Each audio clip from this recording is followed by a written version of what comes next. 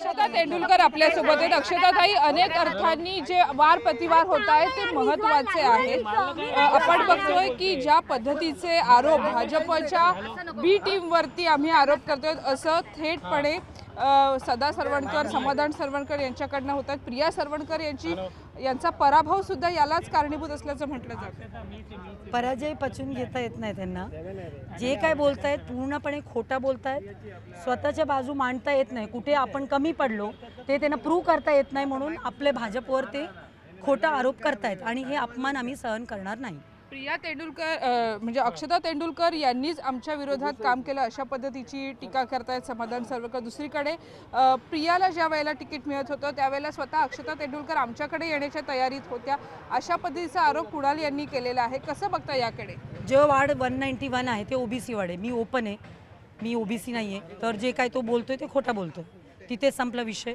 आणि दुसरा म्हणजे आपले प्रत्येक पदाधिकारी इथे आहेत, सगळे प्रमुख पदाधिकारी आहेत, प्रत्येक वॉर्डमध्ये त्यांच्यासोबत काम करत होते। तुम्ही त्यांच्या फेसबुक, त्यांच्या इन्स्टा सगळं चेक करा, त्यांच्या आजूबाजूला कोण होते। जेव्हा 191ला खास करून फिरताना प्रत्येक बिल्डिंगमध्ये यांना विचारत होते भाजपवाले कुठे आहेत। भाजपला मानणारा एक मोठा वर्ग 191ला, 92ला, 94ला आहे, सगळीकडे आहेत। मोदीजींना मानणारे, देवेंद्रजींना, ज्यांना विकास हवा आहे, त्यांना बदल हवी, असा एक मोठा वर्ग आपला माहीम विधानसभेत आहे। पण हे जे चॅट समोर आले त्याचं हे खोटं, म्हणून तरी आम्ही आज सायबर क्राईमकडे आपण ऑफिशियली त्यांच्या विरोधात रजिस्टर करतोय। हे जे त्यांनी जे मेसेज खोटं ड्राफ्ट केलेले आहेत बदनामी करण्यासाठी, तर आम्ही विनंती करतो सायबरला की ह्याच्या पूर्ण एन्क्वायरी होऊ दे। हे कुठून आलं, हा मेसेज कोणी ड्राफ्ट केलं आहे, कशासाठी करतात, कोणाच्या सांगण्यावरून करत आहे, मला ह्याचे उत्तर हवं आहे, नाहीतर आम्ही आंदोलन करू। आणखीन एक महत्त्वाचा मुद्दा म्हणजे जर तुम्ही म्हणताय भाजपनं सहकार्य केलं, चांगलं यश तुम्हाला अनेक ठिकाणी जिथे अपेक्षित जे प्रभाग आहेत त्या ठिकाणी मिळालेलं होतं, मग नेमकं समाधान सरवणकर किंवा प्रिया सरवणकर या पडल्या कशा काय? मी बोलली ना, जिथे शिवसेनेचे पारंपरिक मतदार आहेत तिथे हे लोकांनी काम केलं नाही। मे बी ह्यांच्यावर काय, मला माहीत नाही ह्यांचं काय राग आहे किंवा का मतदान पडले नाही, त्यांना विचारा। त्यांचे शाखाप्रमुख किती कुठे कमी पडले, ह्यांचे गटप्रमुख कुठे कमी पडले, त्यांना माहिती आहे ना।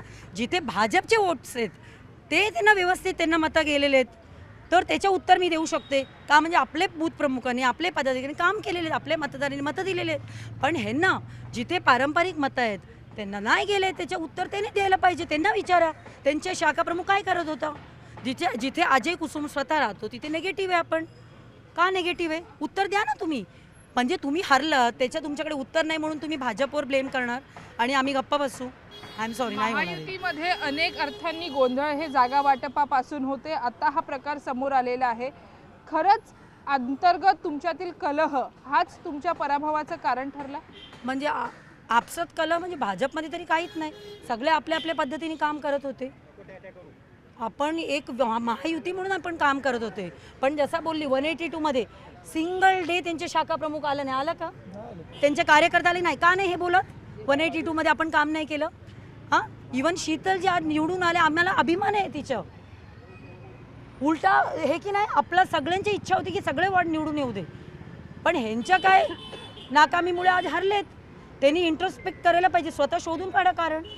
नक्कीच आपण बघतोय की अक्षता तेंडुलकर यांनी जी भूमिका घेतलेली ती महत्त्वाची आहे। एकीकडे शिंदेंच्याच नगरसेवकासाठी अनेक लोकांनी काम केलेलं नव्हतं आणि नाराजी अंतर्गत होती ती चव्हाट्यावर आल्याचं सुद्धा त्यांनी म्हटलं।